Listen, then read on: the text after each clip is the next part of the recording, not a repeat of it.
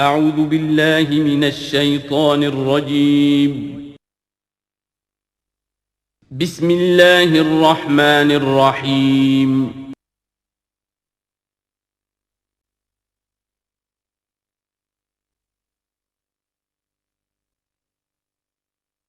اللہ والرسول، کہہ دیجئے اطاعت کرو اللہ کی اور اس کے رسول کی. فَإِن تَوَلَّوْا فَإِنَّ اللَّهَ لَا يُحِبُّ الْكَافِرِينَ، اور اگر وہ پیٹھ موڑ لیں تو اللہ کو ایسے کافر پسند نہیں ہے. یہ دو آیتیں اس اعتبار سے بڑی اہم ہیں کہ اس میں رسول کے لیے دو الفاظ آئے ہیں، اطاعت اور اتباع. اطاعت اگر نہیں ہے تو کفر ہو گیا. اطاعت تو لازم ہے، لیکن اطاعت کس چیز میں ہوتی ہے؟ جو حکم دیا ہے یہ کرو، آپ کو کرنا ہے. اتباع اس سے اوپر کی شے ہے. انسان خود تلاش کرے حضور کیا کرتے تھے، اور چاہے آپ نے نہیں فرمایا کہ یہ کرو لیکن آپ ان کی پیروی کر رہے ہیں. یہ گویا کہ دائرہ وسیع ہو گیا. جس سے محبت ہوتی ہے اس کا انسان جو ہے اس کی ہر طرح سے اس کے ساتھ ایک مناسبت پیدا کرنا چاہتا ہے. کیسا لباس اس کا ہے ویسا ہی لباس اپنا بنائے. کیا چیزیں اس کو پسند ہیں کھانے میں وہی چیزیں خود بھی کھائے اور پسند کرے. تو یہ چیزیں جس کا حکم نہیں ہے. جیسے کہ ایک صحابی کا واقعہ آتا ہے کہ وہ ایک مرتبہ آئے اور انہوں نے اس وقت یہ دیکھا، ایک ہی مرتبہ آئے ہوں گے کہیں باہر سے بدو صحابی، کہ حضور کے کرتے کے بٹن لگے ہوئے نہیں تھے. انہوں نے ساری عمر پھر اپنے کرتے کے بٹن نہیں لگائے. حضور نے حکم تو نہیں دیا تھا، دیکھا یہ کہ محمد اس شان میں تھے اس وقت، تو پھر اس کے بعد اسی کو لازم کر لیا. اس اتباع میں یہ بات بھی آ جائے گی کہ اگرچہ دین کے کچھ تقاضے ایسے ہیں کہ جس درجے میں محمد الرسول اللہ صلی اللہ علیہ وسلم نے ان کو پورا کیا، اس درجے میں پورا کرنا کسی انسان کے بس میں نہیں ہے. پھر بھی اس کی کوشش کرتے رہنا یہ اتباع کا تقاضا ہے.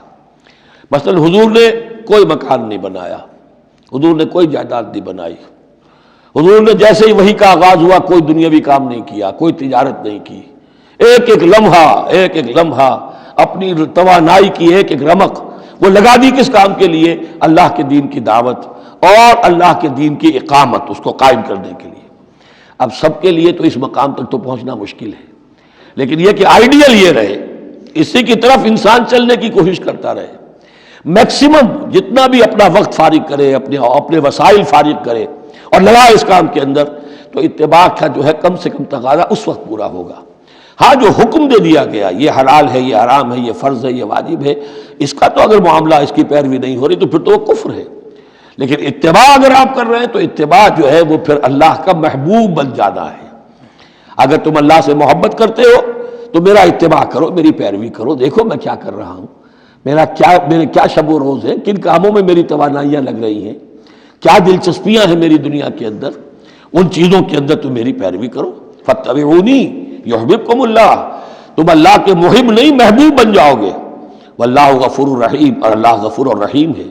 باقی دوسرا درجہ جو نچلا ہے، قل اطیعوا اللہ والرسول، اطاعت تو اللہ اور اس کے رسول کی کرنی ہی کرنی ہے. فإن تولوا، اور اگر اس اطاعت سے بھی موڑے، فإن اللہ لا يحب الکافرین، تو اللہ کو ایسے کافر تو پسند نہیں ہے، کیونکہ پھر اطاعت رسول کا انکار تو کفر ہو گیا.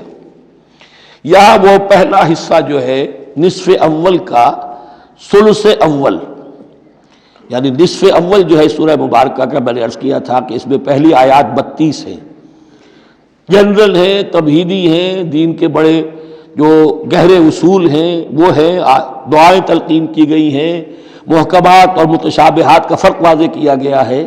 لیکن اب دوسرے حصے میں سارا خطاب جو ہے وہ براہ راست عیسائیوں سے ہے، اور انہیں بتانا یہ ہے کہ حضرت عیسیٰ کو جو تم نے معبود بنا لیا، یا تو تثلیث کی شکل دے دی ٹرینٹی، یا گاڈ انکارنیٹ بنا دیا. تثلیثیں بھی دو طرح کی رہی ہیں، اللہ بھی اور مریم بھی اور عیسیٰ بھی.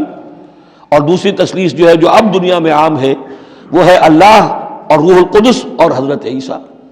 تو یہ جو تثلیثیں تم نے ایجاد کر لی ان کی کوئی بنیاد نہیں ہے، یہ تمہاری کج روی ہے، تم نے غلط شکل اختیار کی ہے. عیسیٰ علیہ السلام بہت برگزیدہ پیغمبر تھے. ہاں ان کی ولادت معجزانہ طریقے پر ہوئی ہے، لیکن اگر ان کی ولادت معجزانہ طریقے پر ہوئی ہے تو ان سے متصلاً قبل یحییٰ کی جو ولادت ہوئی ہے وہ بھی معجزانہ ہوئی ہے، وہ بھی کوئی کم معجزہ نہیں تھا. تو معجزہ، اور پھر آدم کی جو ولادت ہوئی ہے، آدم کو جو پیدا کیا اللہ نے، تو ظاہر بات ہے کہ وہ اپنی جگہ پر جہاں سے نسل انسانی کا آغاز ہوا، تو یہی بات اگر دلیل ہو جائے الوہیت کی تو یہ تو پھر آدم کو بھی الہ مانو اور یحییٰ کو بھی الہ مانو. تو ساری بحث اس پر ہو رہی ہے. ان اللہ اصطفیٰ آدم و نوحا وآل ابراہیم وآل عمران علی العالمین. یقیناً اللہ نے چن لیا آدم کو اور نوح کو اور آل ابراہیم کو اور آل عمران کو تمام جہان والوں پر. تمام جہانوں پر نہیں، تمام جہان والوں پر. حضرت آدم علیہ السلام کا بھی استفاء ہوا ہے. اس میں کچھ ان لوگوں کے لیے دلیل بنتی ہے جو سمجھتے ہیں کہ جو تخلیق آدم ہے اس میں پہلے کوئی سپیشیز وجود میں آئی تھی اور اس سپیشیز، اس نوع کے ایک فرد کو اللہ نے چن کر اس میں پھر اپنی روح پھونکی ہے تو وہ آدم بن گئے. تو وہ بھی سلیکٹڈ تھے. استفاء کے معنی ہوتا ہے کسی میں سے چن لینا. بہرحال ایک عام معنی بھی ہو جاتے ہیں، پسند کر لینے کے معنی بھی ہو سکتے ہیں. ان اللہ اصطفیٰ آدم و نوحا، اور پھر نوح کو پسند کیا، آل ابراہیم، ابراہیم کے گھر کو، ان کے خاندان کو، وآل عمران. عمران جو ہے بنی اسرائیل کی تاریخ میں دو عظیم شخصیتوں کے نام ہیں. ایک تو حضرت موسیٰ کے والد کا نام بھی عمران تھا اور ایک حضرت مریم کے والد کا نام بھی عمران تھا. حضرت عیسیٰ کے نانا عمران ہوئے اور حضرت موسیٰ کے والد عمران تھے. یہاں پہ غالباً حضرت موسیٰ کے والد مراد ہیں، لیکن چونکہ آگے سارا معاملہ حضرت مریم کا آ رہا ہے تو شاید عین ممکن ہے کہ یہاں پر اشارہ ان کے نانا کی طرف ہو. ذریۃ بعضھا من بعض، اور یہ سب جو ہے ایک دوسرے کی نسل سے ہیں، ایک دوسرے کی اولاد سے ہیں. نوح حضرت آدم کی اولاد سے ہیں، ابراہیم حضرت نوح کی اولاد سے ہیں، پھر ان کے پورا خاندان بنی اسماعیل بنی اسرائیل یہ ان کی اولاد میں سے ہیں. واللہ سمیع علیم، اللہ سمیع اور علیم ہے. اس قالت امرأۃ عمران رب انی نذرت لک ما فی بطنی محررا فتقبل منی. اب یہ جو عمران کی بیوی ہیں یعنی حضرت مریم کی والدہ، یہ بہت نیک عورت تھیں، بہت ہی متقی، نیک، زاہد. ان کو حمل ہوا تو انہوں نے پروردگار سے ایک منت مانی، نظر مانی. رب انی نذرت لک ما فی بطنی، جو میرے پیٹ میں جو بھی بچہ اے اللہ تو پیدا فرما رہا ہے میں تیری ہی نظر کرتی ہوں. یعنی دنیاوی کوئی ذمہ داریوں کا بوجھ اس پر نہیں ہم ڈالیں گے اور ہیکل کی خدمت کے لیے، دین کی خدمت کے لیے، تورات کی خدمت کے لیے اس کو وقف کر دیں گے. ہم اپنا بھی کوئی بوجھ ان پر نہیں ڈالیں گے اس توقع میں کہ اللہ بیٹا عطا کرے گا. محررن کے مطلب ہے اسے آزاد کر دیں گے، تحریر آزاد کر دینا، حر سے، کہ کوئی ذمہ داری اس پر نہیں ہوگی، اسے ہم خالص کر دیں گے تیرے دین کی خدمت کے لیے اور ہیکل کی خدمت کے لیے.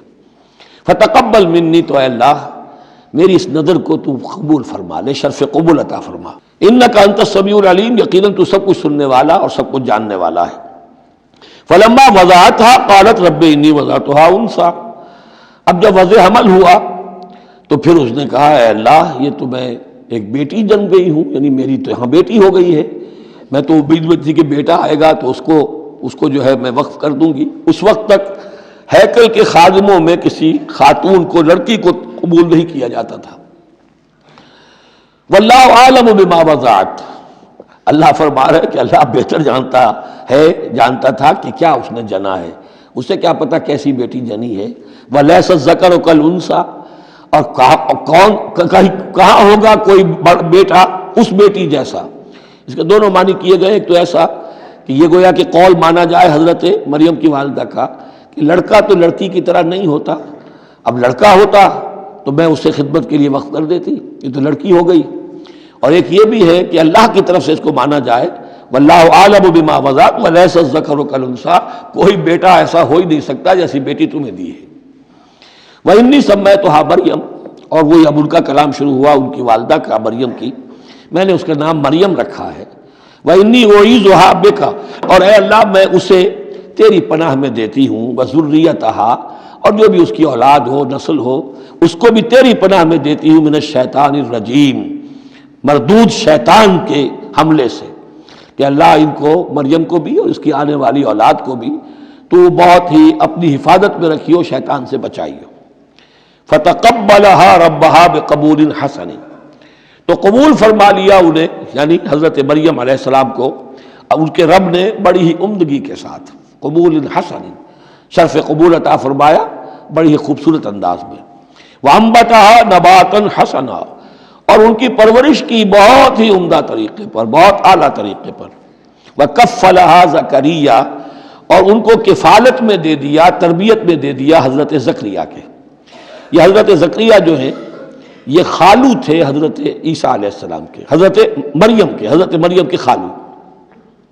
تو اب ان کی تحویل میں، اور وہ اس وقت کے چیف کاہن تھے، chief priest of the temple, ہیکل سلیمانی کے وہی نبی بھی تھے، اور وہی وہاں کے سب سے بڑے جو ہیں، جو آج کل ہم سمجھتے ہیں مجاور وغیرہ، تو وہ مقام ان کا کاہنوں کا ہوتا تھا۔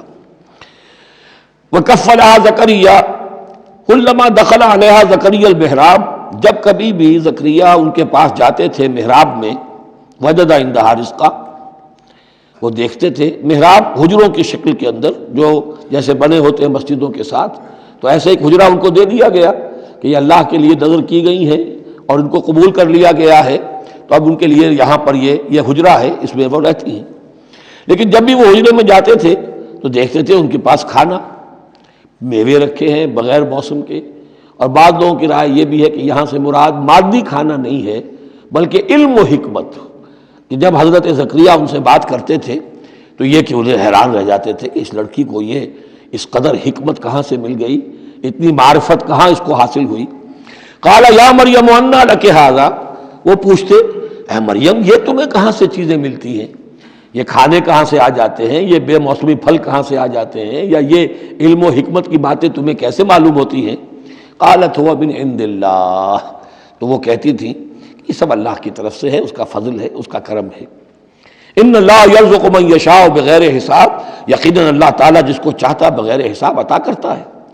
ہنالک دعا زکریا ربہ، ہنالک یہ بالکل اس طرح سے دیر اینڈ دین، جب یہ مشاہدہ ہوا حضرت زکریا کو تو انہوں نے بھی ایک دعا کی اپنے پروردگار سے۔ ہنالک دعا زکریا ربہ، رب قال رب ہب لی من لدنک ذریۃ طیبہ، اے اللہ مجھے بھی بڑی کوئی پاکیزہ اولاد عطا کر دے۔ بہت بوڑھے ہو چکے تھے، ان کی اہلیہ جو ہے وہ بھی بہت بوڑھی ہو چکی تھی، ضعیفہ تھی، اور ساری عمر بانجھ رہی تھی، لاولد تھے۔ یہ ساری تفصیل پھر سورہ مریم کے اندر مزید کھل کر آئے گی، اس لیے کہ یہی مضامین وہاں بیان ہوئے تھے مکی دور میں، جبکہ ہجرت